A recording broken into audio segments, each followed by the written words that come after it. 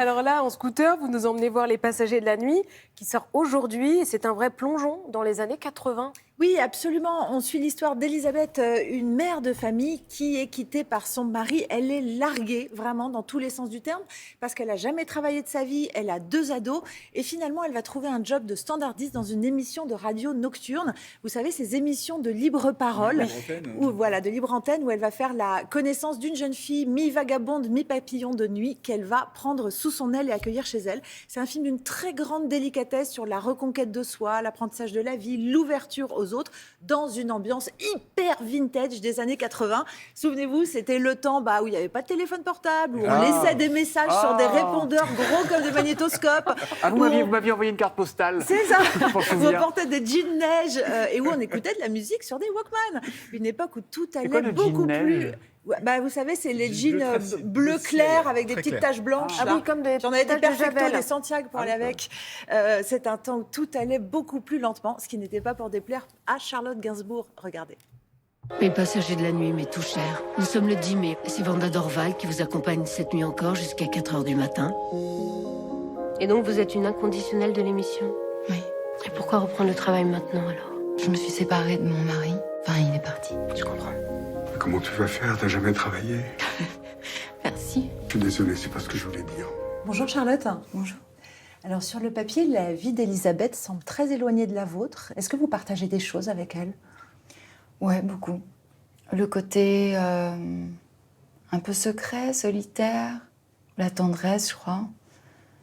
Enfin, j'espère.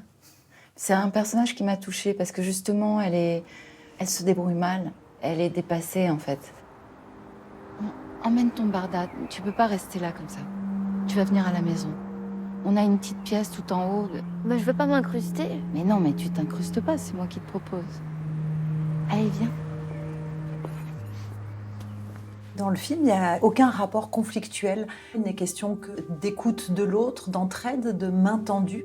Et c'est vrai que c'est un film qui est beaucoup axé sur la tendresse, la générosité, l'écoute.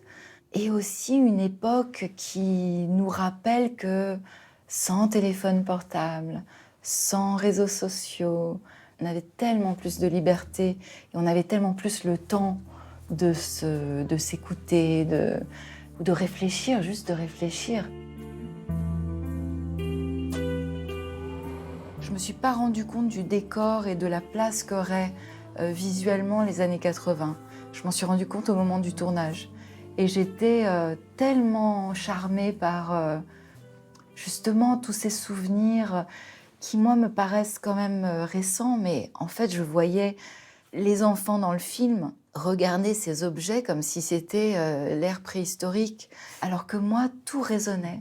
Parce que c'était que beaucoup de bons souvenirs. Et pour moi, ça sonne aussi avec mes débuts au cinéma. Je trouve que c'est des années assez magiques. Voilà, les années des débuts, c'est quand même...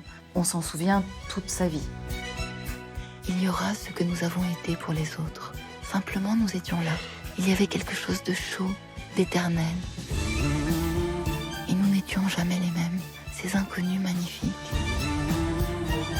Des fragments de nous, ces passagers de la nuit. Et si tu n'existes pas, dis-moi pourquoi j'existerais.